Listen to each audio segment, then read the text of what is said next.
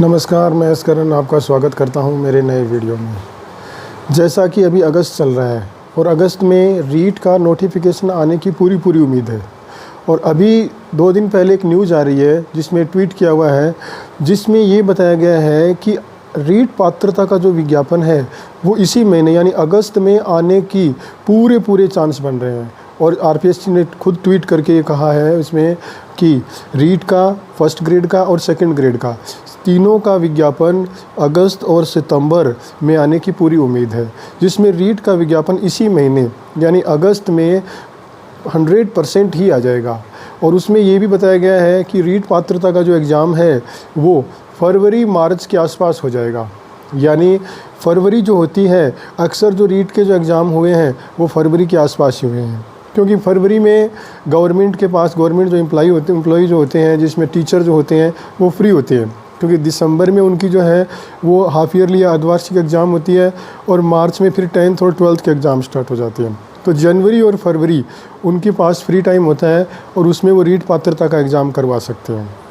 तो रीट पात्रता और सीईटी दोनों का एग्ज़ाम करीब आसपास ही होने की उम्मीद है। साथ में सीईटी है जो सीईटी की तैयारी कर रहे हैं, लेकिन रीट जो है उनका भी फरवरी और मार्च यानी मार्च लास्ट है, फरवरी के आसपास ही होने की पूरी उम्मीद है। और पोस्ट के बारे में अभी तक ये कंफर्म नहीं हो पाया कि कितनी पोस्ट है।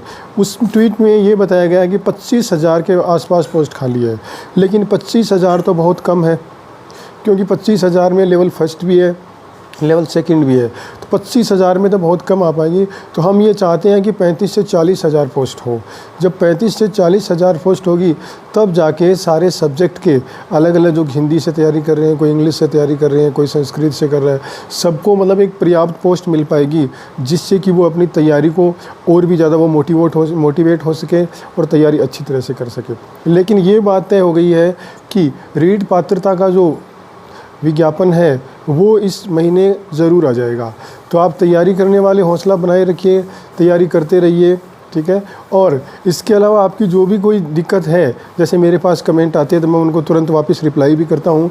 तो आपके जो भी किसी ने मैसेज किया था कि मैं अभी बीएड सेकेंड ईयर में हूँ, सेकेंड ईयर में कर रहा हूँ, तो अगर आप सेकेंड ईयर में हैं तो तब तक आपका हो जाएगा, क्योंकि पात्रता का एग्ज़ाम होगा, उनके बाद मुख्य एग्ज़ाम होगा और तब तक आपकी मार्कशीट आ जाएगी।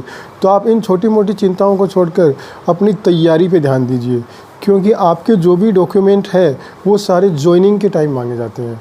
यानी ज्वाइनिंग के टाइम आपके पास सारे कंप्लीट जो डॉक्यूमेंट होने चाहिए। इससे पहले अगर आपके पास अब आप कर रहे हैं तो कोई दिक्कत नहीं है, आप तैयारी करते रहिए। और अब ये जो अगस्त का महीना है ये वाकई हमारे लिए इम्पोर्टेंट है, ये टर्निंग पॉइंट है। इसके बाद हम यही उम्मीद करते हैं कि हमारा एग्ज़ाम की जो विज्ञप्ति है उनका सिलसिला स्टार्ट हो जाएगा और 2024 लास्ट और 2025 एग्ज़ाम का ईयर निकलेगा।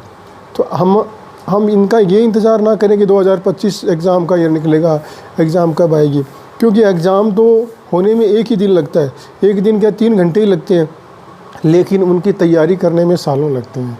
तो तैयारी बहुत ज़रूरी है, तैयारी आप मत छोड़िए, तैयारी करते रहिए। एग्ज़ाम आगे पीछे भी हो सकता है, लेकिन आपकी तैयारी आपके पास होनी चाहिए। तो आप और तैयारी के लिए मैंने आपको बताया था कि सबसे पहले जो नए बच्चे हैं और जो तैयारी कर रहे हैं वो एनसीईआरटी की बुक को बेस बना के तैयारी करें, क्योंकि कंपटीशन की जो बुक आती है वैसे वो बहुत हेल्पफुल होती है, लेकिन उसका एक बेस तो होना चाहिए।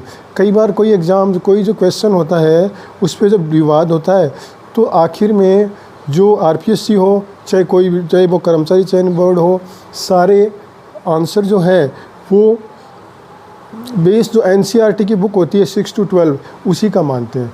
तो उन्हीं को आप बेस बनाइए, सबसे पहले आप उसी को पढ़िए। उनको पढ़ने के बाद जो भी कंपटीशन की बुक आपको अच्छी लगती है उस बुक को पढ़िए और उससे आप कंपेयर करते जाइए कि कहीं कोई जो मिस्टेक है तो आप बेस जो आंसर है, मेन आंसर है, वो एनसीईआरटी की बुक को ही मानिए। तो अब आपको ज़्यादा दिन इंतज़ार नहीं करना पड़ेगा, जल्दी आपको भर्तियां देखने को मिल जाएगी। बस आप अपना हौसला बनाए रखिए, तैयारी करते रहिए, मैं आपका हौसला बनाए रखूँगा। जो भी कोई न्यूज़ होगी मैं आपको पक्की न्यूज़ दूँगा।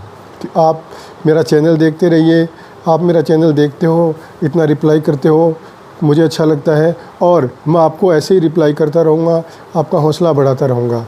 तो आप आप अपना समय देते हो और मेरा वीडियो देखते हो, इसके लिए आपका बहुत बहुत धन्यवाद।